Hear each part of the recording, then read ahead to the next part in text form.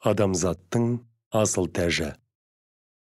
Мұхаммед, оған Аллахтың игілігімен сәлемі болсын, пайғамбарымыздың өмірбаяны. Мекке кезеңі, 1 бөлім. Пайғамбарымыз, оған Аллахтың игілігімен сәлемі болсын, дүниеге келгенге дейінгі тауарих. Жалпы әлемнің және адамзаттың халі. Біздің заманымыздың 6 ғасыры аяқталуға жақын. Бұл ғасыр адамзат әлемінің күпір мен азғындық атаулыға құшақ жайған заманы. Күштінің әлсізді қанауы, дәулеттінің жарлы Жақыбайға әңгір таяқ ойнатуы осы шақтың үлесіне тиген. Әзіреті Мұхаммедке, оған Аллахтың игілігімен сәлемі болсын, пайғамбарлық түскенге дейінгі жалпы жер жүзінің және адамзаттың руханиятының деңгейін білуде пайда бар. Сонда ғана Расулалланың адамзат баласын қалайша рухани пікір түнегінен, саяси штырмандардан және қоғамның қою қараңғылығынан, азғындықтан, аз уақыт ішінде алып шыққанын бағамдай аламыз. Ол тұстағы ең мықты мемлекеттер Византия, Иран, Мысыр, Үндістан, Александрия, Месопотамия, Қытай және тағы басқалар еді. Бұл елдердің қай-қайсында да ең бірінші дұрыс наным-сенім жүйесі жоқ болатын.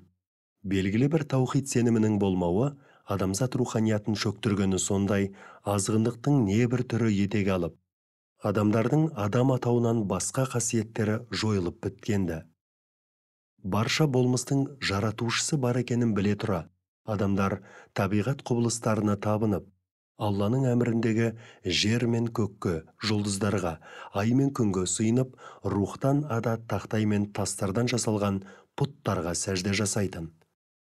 Адамзат баласының ар-ұжданы, рухы Аллаға иманнан мағрұм қалғандықтан, барша жаратылыс илахи құдіреттің нәтижесі деуді білмей, әбден адасқан, ақылды орынды қолданбау салдарынан көз байланып, көңілдер тұмшаланған. Иман, рух байлығы деген қазыналардан аулы алыс қалған бұл байқұстар бір сөздің, бір кітаптың жазушысы, ойлап шығарушысы болатынын, кішкентай иненің де ұстасыз жасалмайтынын біле тұрып, мыңдаған сырға толы, керемет жіңішке есеппен жаратылған мына дүниенің жаратушысы бар дегенге сенбейтіндей дәрежеде парықсыз еді. Осындай мүшкіл халдегі дүние таухид сеніміне, Алланың бар және бір екенін паш етіп, соған илануға үндеушіге аса мұқтаж болатын. Көпірлік пен азғындықтан арылудың жолын көрсетіп, бағытын сілтейтін жол бастаушыға деген қажеттілік күллі әлемнің пайғамбарға зәрулігі күн өткен сайын сезіле түскен. Екінші, барлық жерде адамдар таптар мен топтарға бөлінді. Илахи өлшемдерден мақұрым адамзат бай-кедей, күшті әлсіз, қожайын құл, ақсүйектер мен қаралар болып көптеген топтарға бөлінді.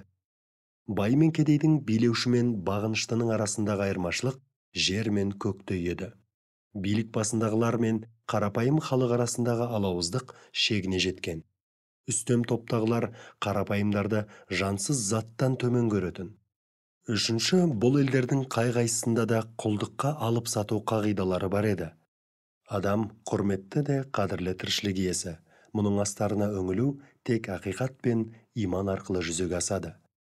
Имандылықтан ада, көңілдерін кір шалған сол кезеңнің адамдары, адамзаттың жер бетіндегі ең тұғырлы тұлға екенін аңдамақ былай тұрсын, оны алып сататын мүлікке есептеп, жабайы күйге ене бастаған еді.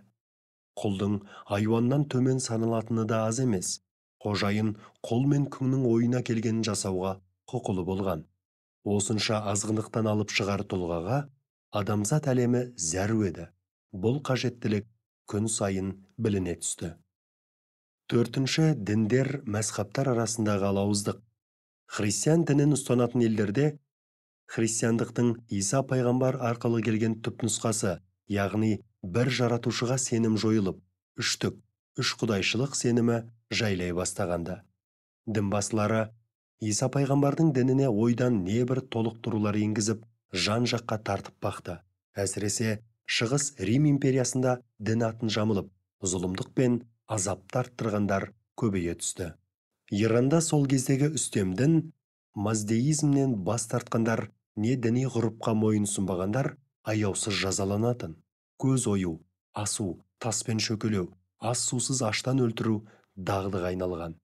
Бесінші, ол дәуірде адамгершілікті ауызға алудың өз ерсі. Имандылық жоқ жерде адамгершілік туралы сөз қозғаудың өз ерсі.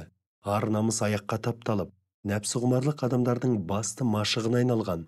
Ұрлық, жезөкшелік, адам өлтіру жайлаған қоғамда адамзат атты ұлы есім жойылғандай.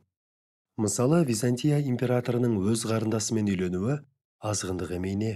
Міне, адамзат жетім, дүние мұңлы. Жер жүзі азалы алып алаң іспетті. Адамдар бір-біріне дұшпан, мәнсіз тірліктен жеріп, жансыз мақұлық кейпіне енген. Жол бастаушысы жоқ, тұлдыр қоғам ащы өксікке булыққан. Барша әлемді ширктің, надандық пен күпірдің қара қошқыл бұлты басқан. Дүние осы бұлтты ысырып, сәулеге кенелетін нұрлы тұлғаға зәру. Сол бақыт нұры түскенде ғана адамзаттың назырқанған көңілі шалқып, кемерінен тасары, жыланқылықтың орнын жайдарлық басары сөзсіз еді. Адамзатта жаратылыстың, жалған дүниедегі жолаушылығының мәнін ұғып, Алланы танып, иман келтіріп, ғибадат етудің қажеттілігін түсініп, баянды бақытқа қол жеткізіп, тірліктің тұтқасын ұстар еді. Арабстан